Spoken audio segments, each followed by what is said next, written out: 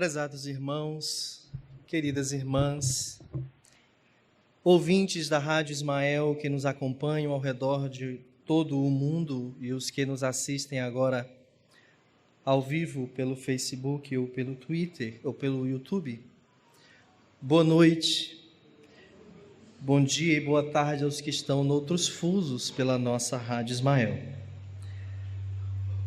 O tema que nos fora proposto, parábola do mal rico, está presente em o Evangelho segundo o Espiritismo, no seu capítulo 16, não se pode servir a Deus e a Mamon.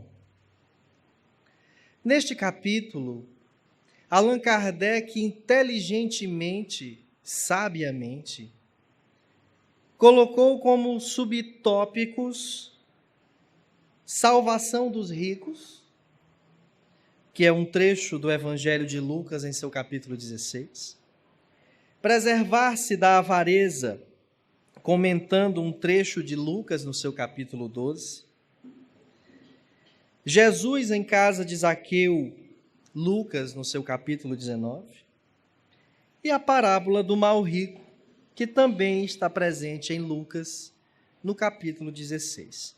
Depois disso, ele ainda põe a parábola dos talentos, que ele extrai de Mateus em seu capítulo 25, e faz pessoalmente duas colocações por escrito, duas teses. A primeira, utilidade providencial da riqueza, provas da riqueza e da miséria. E a segunda, desigualdade das riquezas.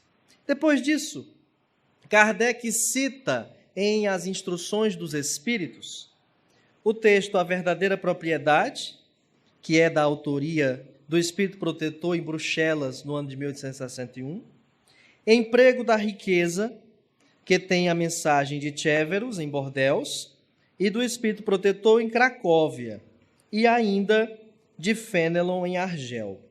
Faz ainda um texto Desprendimento dos Bens Terrenos, que é da autoria de Lacordaire, e põe uma pergunta num tópico em separado chamado Transmissão da Riqueza.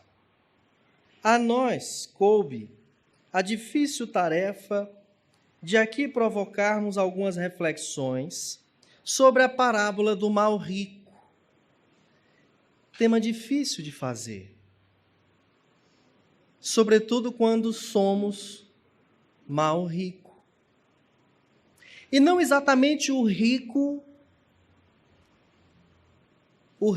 da parábola, do ponto de vista do dinheiro, mas outras riquezas que detemos e que normalmente empregamos mal. Recorrendo ao texto para sermos fidedignos à propositura reflexiva de Allan Kardec, nós vamos encontrar o evangelista Lucas nos narrando a seguinte passagem. Havia um homem rico, que vestia púrpura e linho, e se tratava magnificamente todos os dias. Havia também um pobre, chamado Lázaro, deitado à sua porta, todo coberto de úlceras, que muito estimaria poder mitigar a fome com as migalhas que caíam da mesa do rico. Mas ninguém lhes dava, e os cães lhe vinham lamber as chagas. Ora, aconteceu que esse pobre morreu e foi levado pelos anjos para o seio de Abraão. O rico também morreu e teve por sepulcro o inferno. Quando se achava nos tormentos, levantou os olhos e viu de longe Abraão e Lázaro em seu seio, e exclamando disse estas palavras: Pai Abraão, tem piedade de mim e manda-me Lázaro, a fim de que molhe a ponta do dedo na água para me refrescar a língua, pois sofro horrível tormento nestas chamas. Mas Abraão lhe respondeu: Meu filho, Lembra-te de que recebeste em vida teus bens e de que Lázaro só teve males. Por isso ele agora está na consolação e tu nos tormentos. Ao demais, existe para sempre um grande abismo entre nós e vós, de sorte que os que queiram passar daqui para aí não o podem, como também ninguém pode passar do lugar onde estás para aqui. Disse o rico: então te suplico, pai Abraão, que o mandes à casa de meu pai, onde tenho 5 irmãos, a dar-lhes testemunho destas coisas, a fim de que não venham também eles para este lugar de tormento. Abraão lhe retrucou: eles têm Moisés e os profetas, que os escutem. Não, meu pai Abraão, disse o rico, se algum dos mortos for ter com eles, farão penitência. Respondeu-lhe Abraão: se eles não ouvem a Moisés, nem aos profetas, também não acreditarão, ainda mesmo que algum dos mortos ressuscite. São Lucas, capítulo 16, versículos 19 a 31 de O Novo Testamento.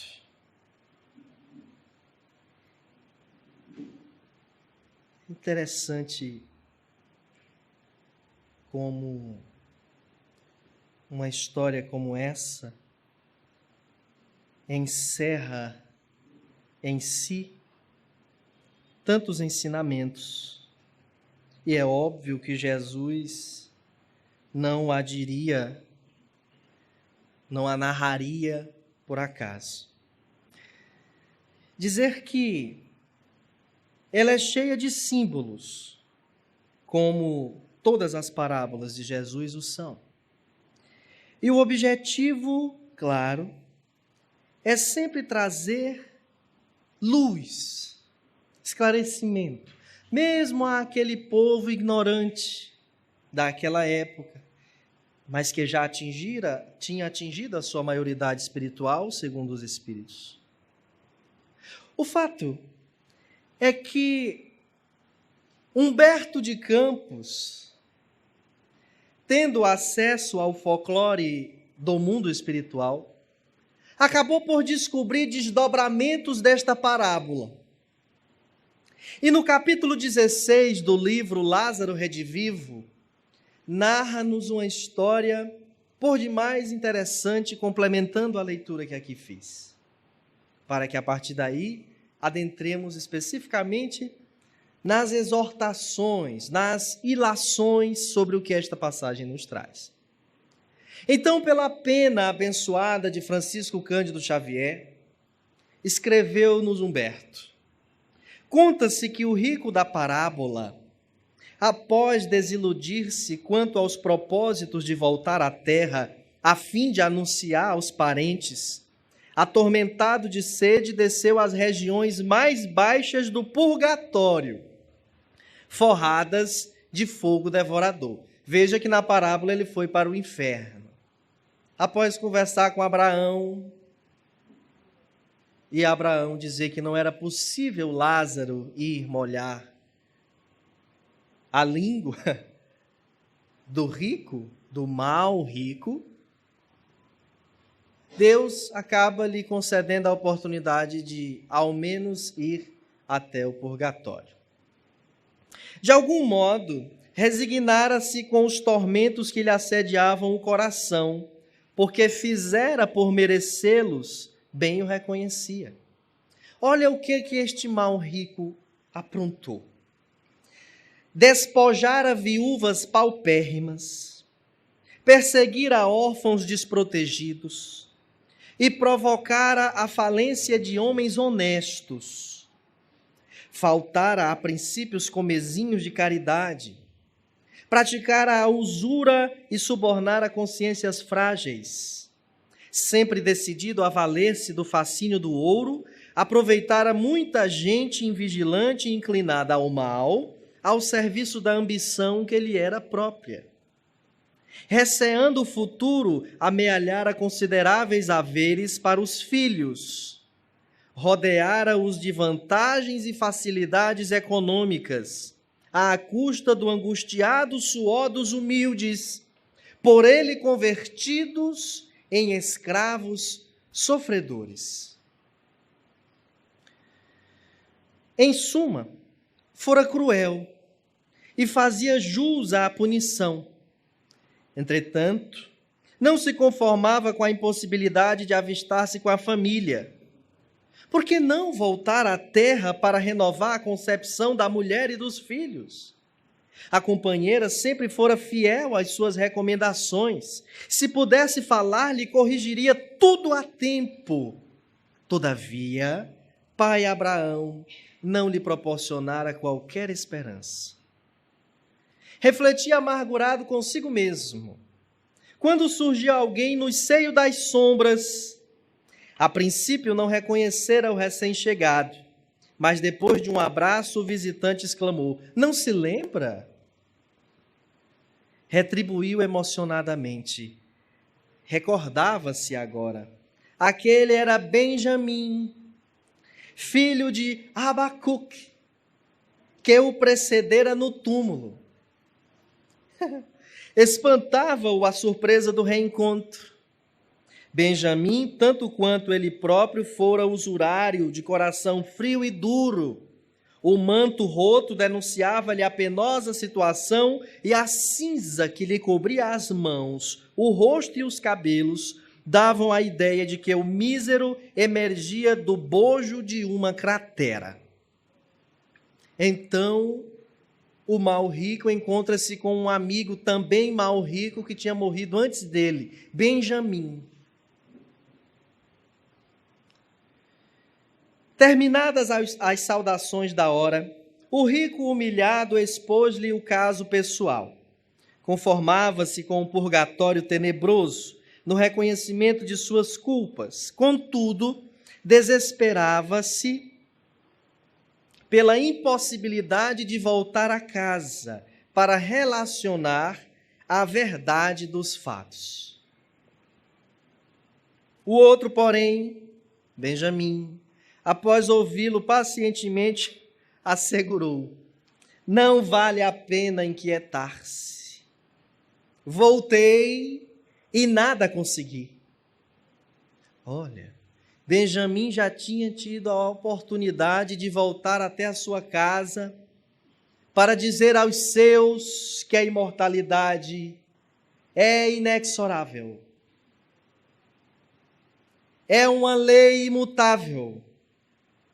Que se há morte, todos os que vivos na carne somos, estamos fadados. A morte aniquila tão somente o corpo físico, o espírito permanece vivo. A imortalidade cantada pelos evangelhos era verdadeira.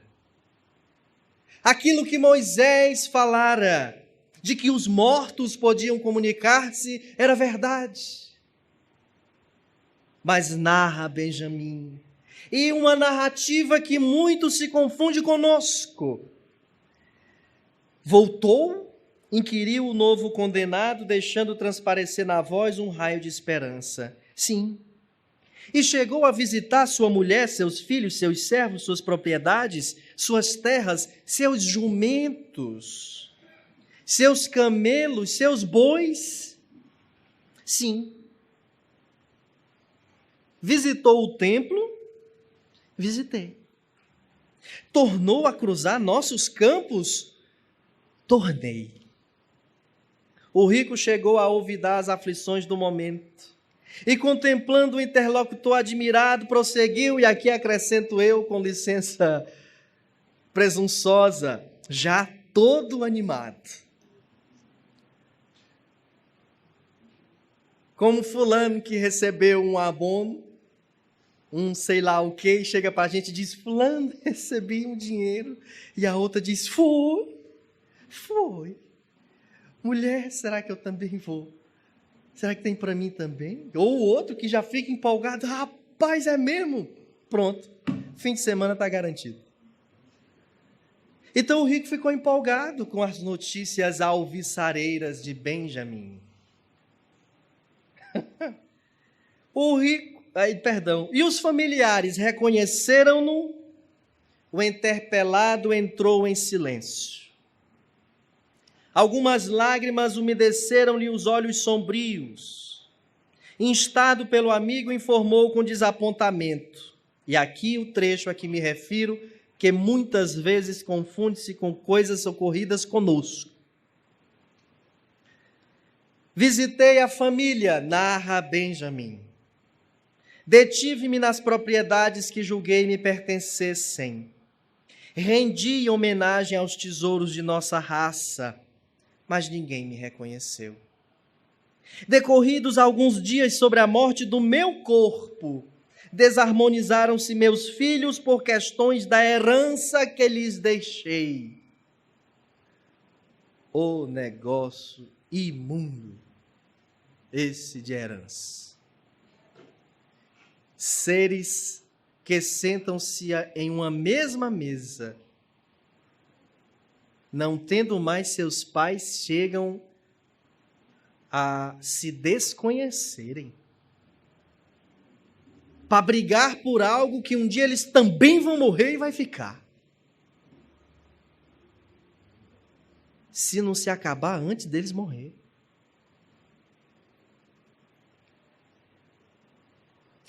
Rúben, um filho, amputou o braço de Eleazar numa cena de sangue. O irmão, disputando com outro irmão, amputou-lhe o braço.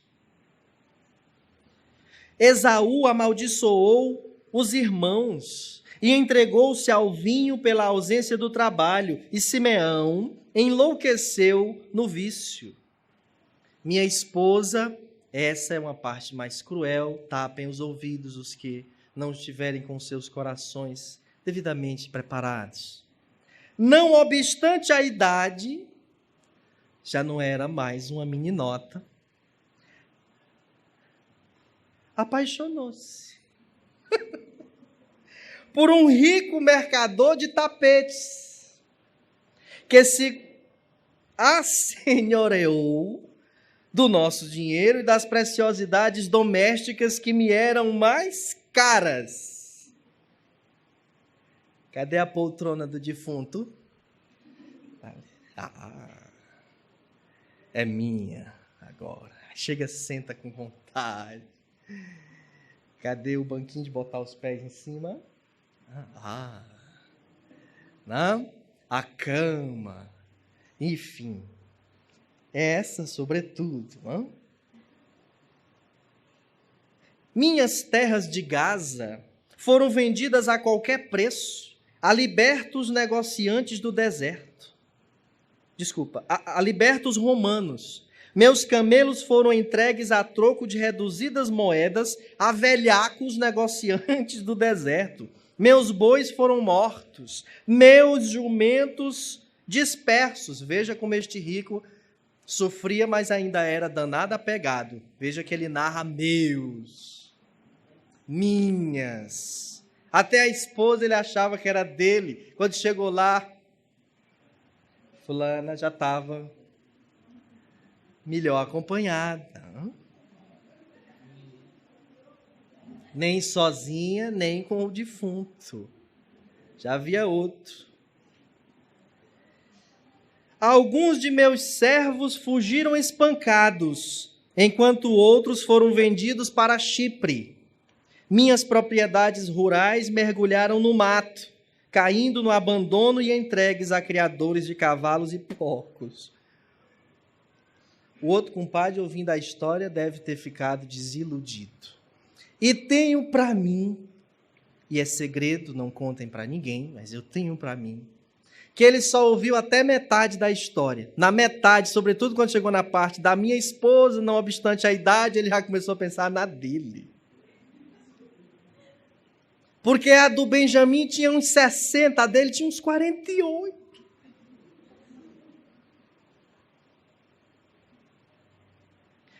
Era assim uma Dona Graça. Ei, Dona Graça, o seu Como é o nome do seu fulano lá? Seu Freitas, de vez em quando dá uma passadinha. Passa ali pelo seu Vanjo, com essa aqui, não.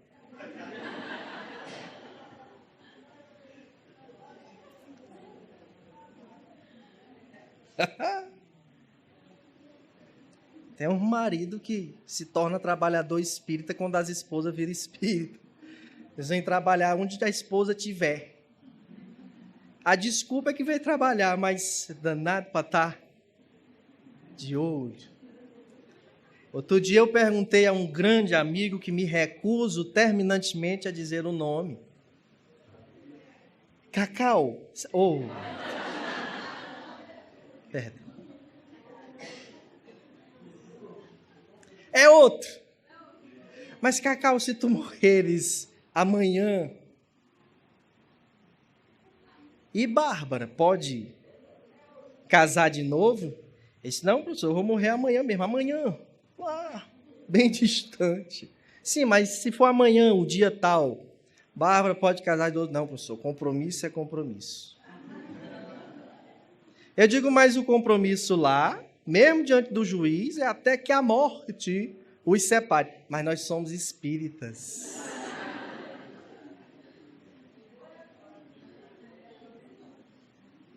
E se for Bárbara que morrer, tu casarias de novo? Professor, você sabe que eu trabalho muito, sou muito ocupado. Quem é que vai cuidar de casa, dos meninos? Aquele negócio. Eu digo, e o acordo? Mas nós somos espíritas. Veja a aplicação da lei para duas questões. É um bandido, de qualquer modo, não é? Muito bem. Mostrou o rico uma careta de angústia e perguntou.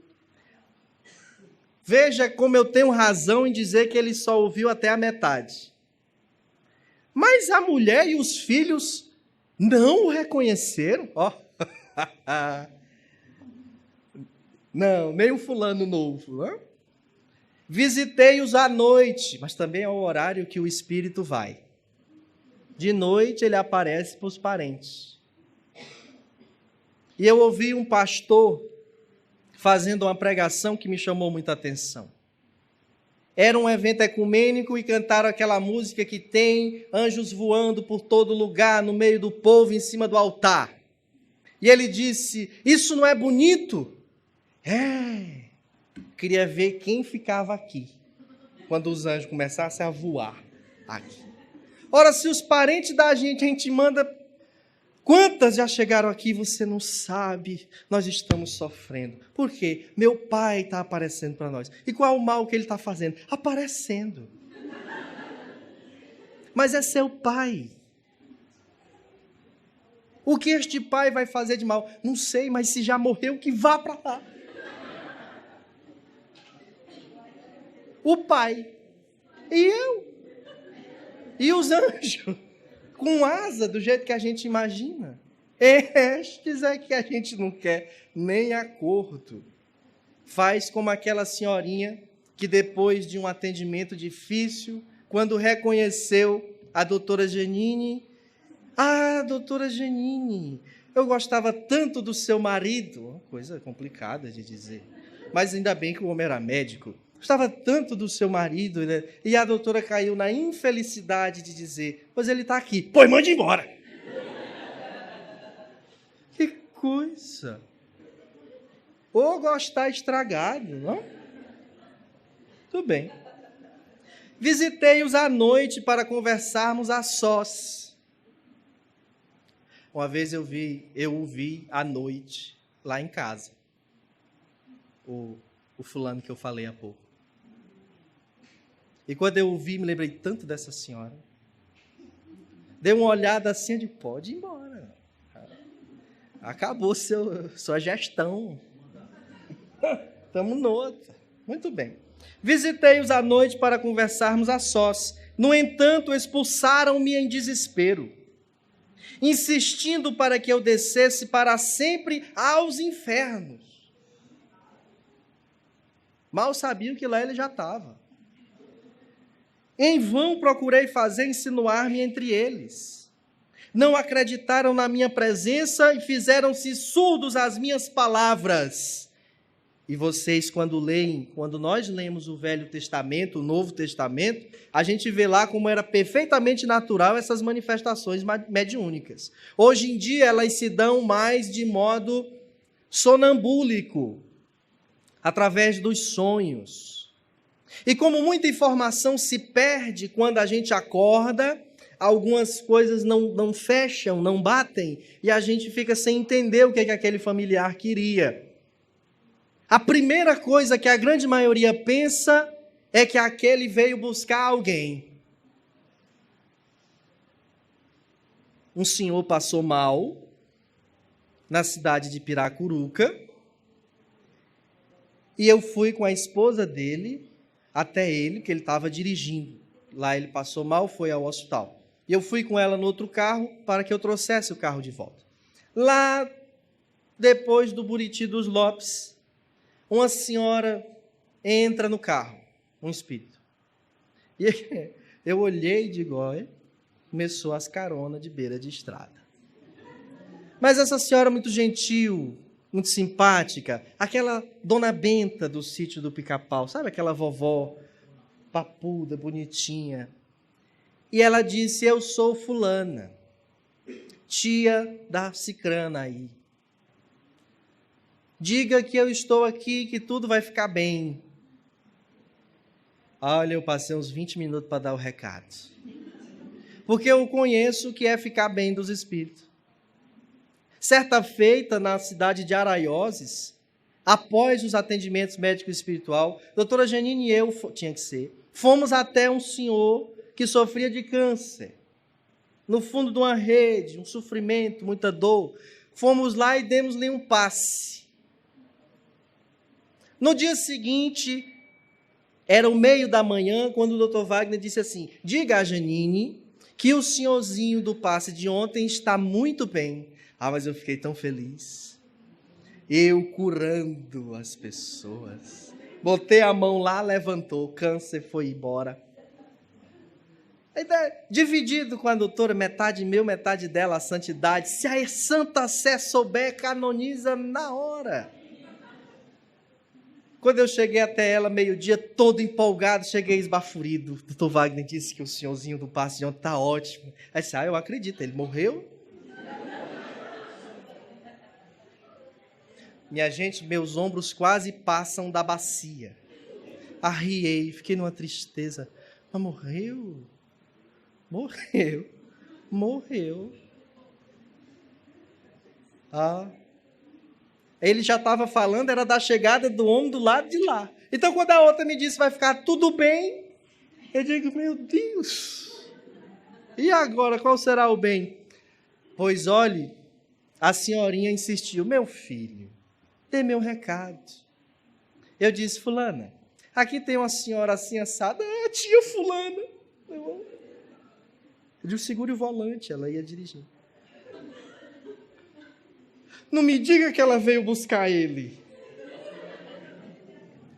Mas, meu Deus, que medo que nós temos dos defuntos. Eu disse, não, minha filha, ele veio dizer que vai ficar tudo bem. Tudo bem onde?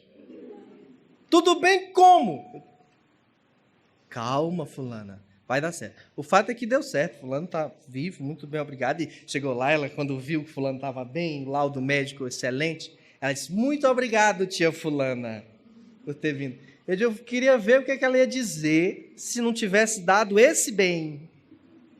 Mas, tia, a senhora veio buscar, tomar de mim. O outro rico, o mal rico, ficou invocado. Não fez reclamações aqui, lá no plano espiritual. Não rogou socorro ao pai Abraão. Voltou-se o companheiro explicando gravemente. Pedi o amparo dos mensageiros de Jeová. Entretanto, em nome dele, nosso eterno Senhor, esclareceram-me que a obra era minha, que nunca fui verdadeiramente esposo de minha mulher e pai de meus filhos, nem amigo dos cooperadores e dos animais que me serviam diariamente. Jamais auxiliara os meus na aquisição dos valores positivos do espírito imortal, e nem criara nas propriedades de que fui mordomo infiel o ambiente de amor e harmonia, calma e confiança que Jeová em vão esperou de mim. Apegara-me simplesmente à usura, ao egoísmo, à admiração e culto de mim mesmo, dilatando a vaidade de minha dominação indébita. E concluiu com tristeza: por isso mereci a ironia da sorte e a incompreensão dos meus. O rico, o mau rico, ouviu, meditou, consultou as próprias reminiscências e, erguendo os braços para o alto, exclamou: glória a pai Abraão, que não permitiu meu regresso à terra e me deu a sede angustiosa e o fogo consumidor para que sarem as feridas de minha alma. E, resignado, deitou-se na cinza quente do purgatório, esperando o futuro. Essa é uma informação trazida por Humberto de Campos. E aí, convém dizer que riqueza não nos torna condenados ao inferno. Não é o dinheiro, não é o ouro, não é a prata. É o uso que fazemos disso.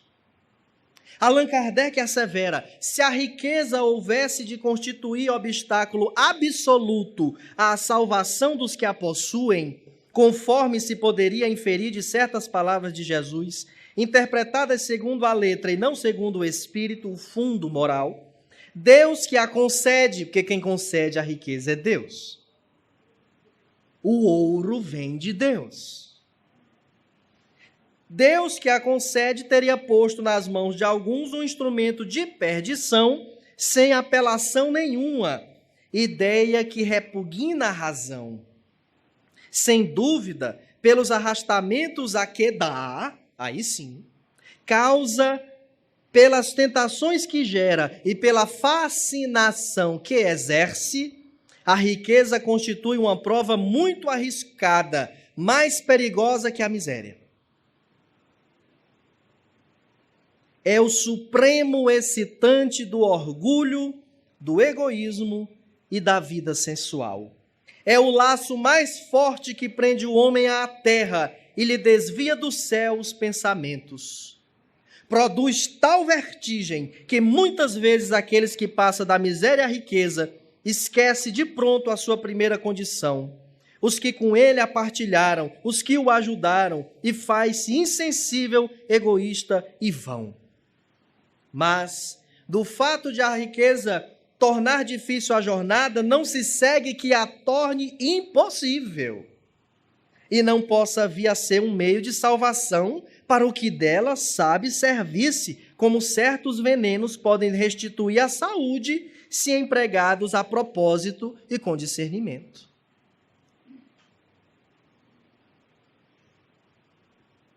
Quando nós pronunciamos a palavra rico, o que a gente pensa como sinônimo? Alguém soberbo, alguém vaidoso, alguém que pode mais, que tem mais. Esse sinônimo filosófico não é por acaso. É fruto de um produto cultural do nosso meio, da nossa sociedade. Nós vivemos trabalhando para perseguir não apenas a subsistência, mas a luxúria, o conforto, o luxo.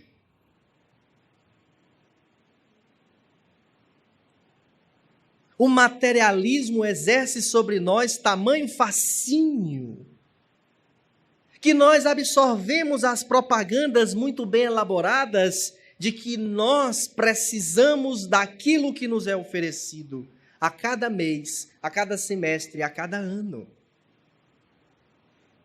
E para conseguir aquilo eu preciso estipular determinada meta econômica. E para alcançar esta meta, preciso eu de uma série de sacrifícios, e estes sacrifícios envolvem até a convivência com os meus.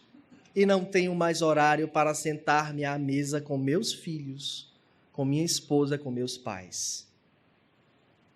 Nunca fazemos uma refeição juntos.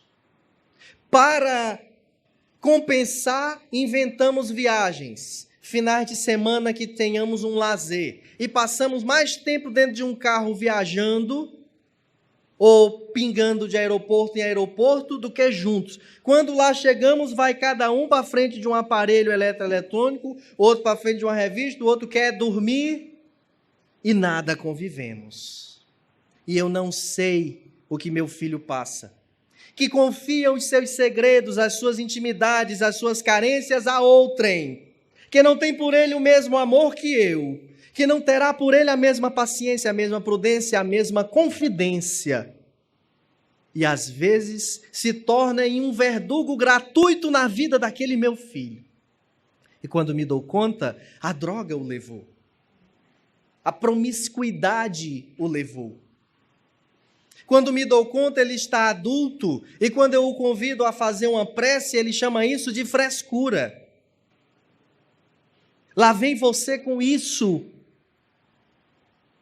Me dou conta de que a fulana que trabalha lá em casa há muitos anos é a única de quem eu posso me valer para dizer: diz para o fulano não ir, diz para o fulano chegar mais cedo, porque ele obedece a ela, que desde o pequeno banhava, o arrumava, o escutava, interagia com ele, dava-lhe a comida.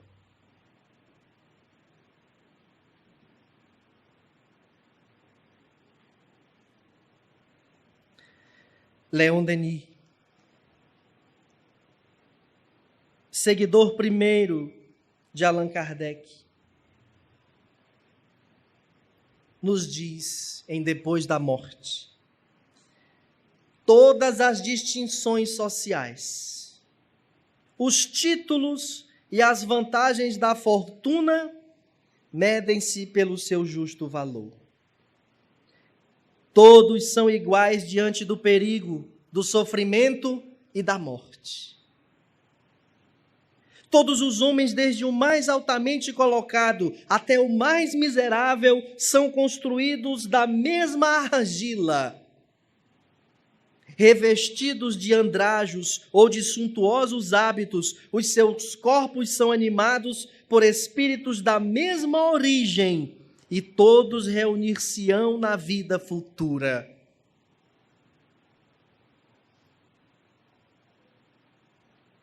O sangue azul não existe.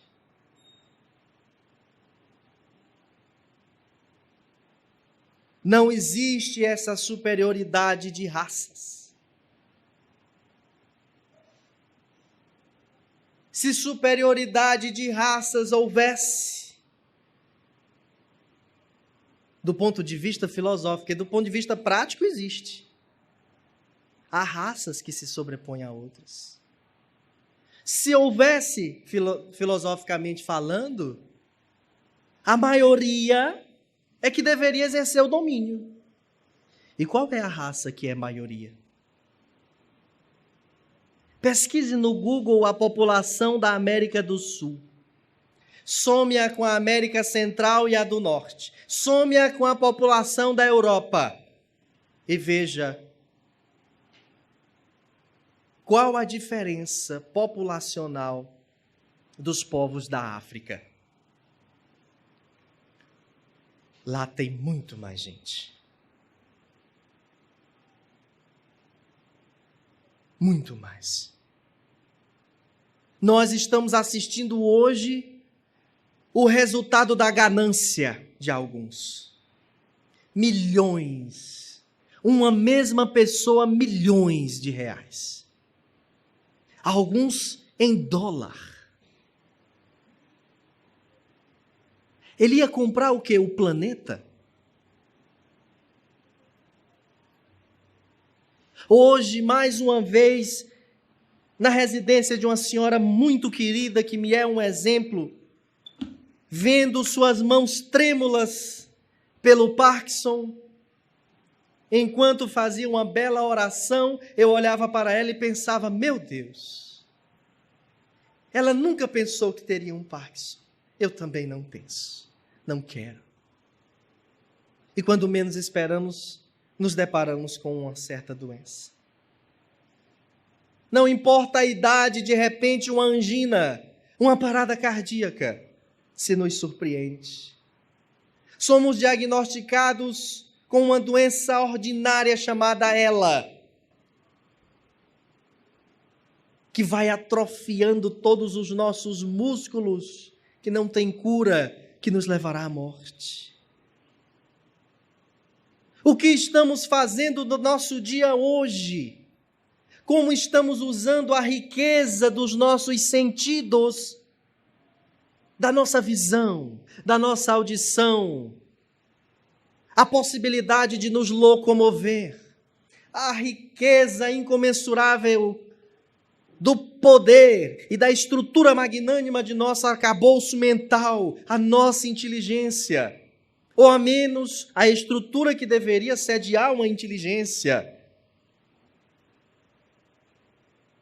Aqui a parábola fala daquele que usou mal o dinheiro, que via um pobre precisando dele e era incapaz de ajudar porque dizia, ele está assim porque ele é preguiçoso. Como os que hoje defendem a retirada de programas sociais que auxiliam o pobre, acham que ele devia ir se virar. Mas se virar onde? Como? De que jeito? Se virar como um eterno escravo? Se virar como um eterno homem do campo? Trabalhando para os outros, enriquecendo os outros, vendo o filho do doutor não fazer esforço nenhum e estudar fora e voltar doutor?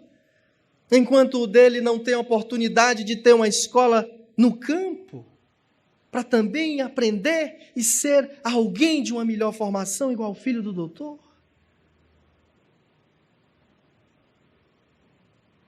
Países da Europa copiando certos programas brasileiros. Por quê?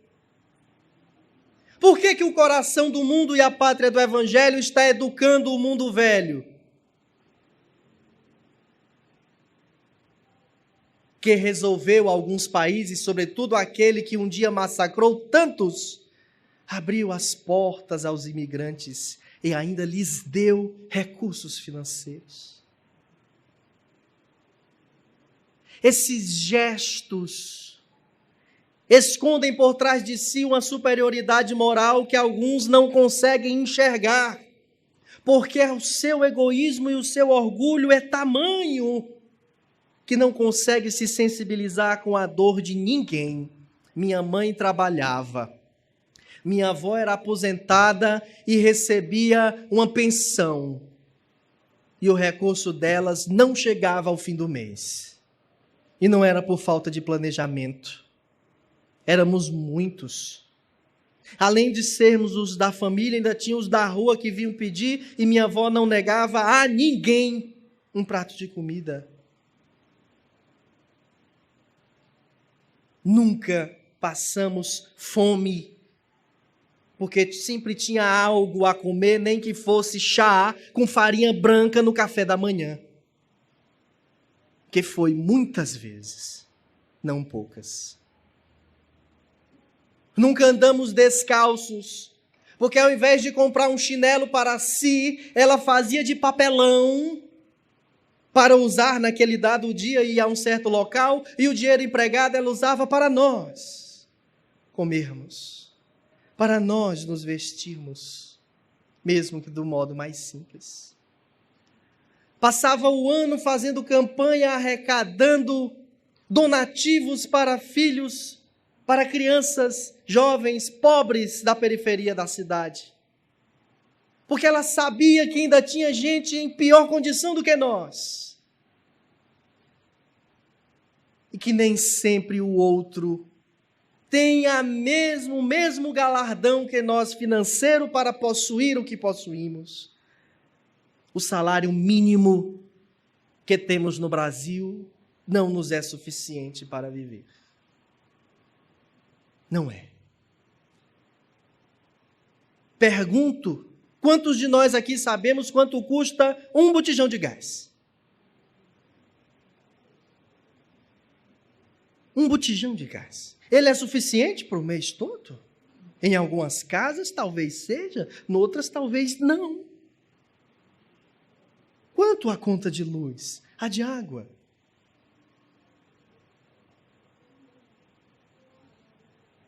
E há pessoas que são absolutamente insensíveis com a limitação do outro. E é claro, ele está naquela situação para aprender, para se melhorar, para adquirir a humildade, pois se aquele que hoje é pobre está nessa condição para aprender a humildade, eu que hoje sou rico, ou dou um jeito de aprender a ser humilde agora, ou serei mais miserável que aquele na vida futura.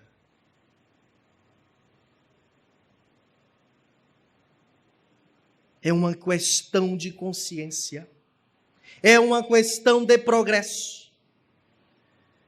Nossas roupas, nossos títulos, nossas profissões não serão suficientes para apresentar o que de grandeza espiritual nós temos.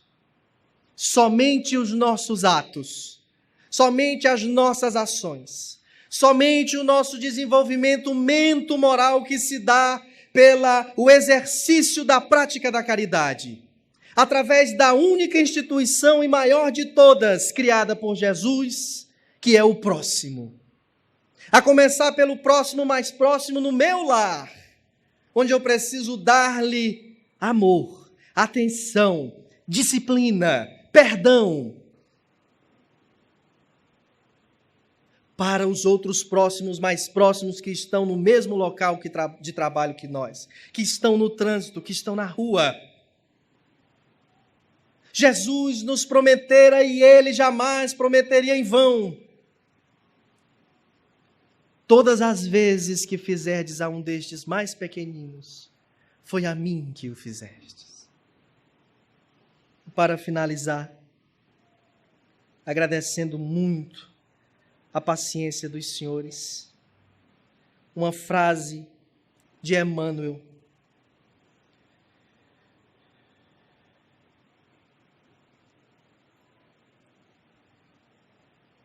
É inegável que inúmeros dos nossos irmãos da humanidade não compreendem ainda a missão benemérita da riqueza material, dissipando-a sem elevação nem grandeza, tanto quanto existem outros, muitos que desconhecem o valor do corpo, dilapidando-lhes as energias sem entendimento ou proveito.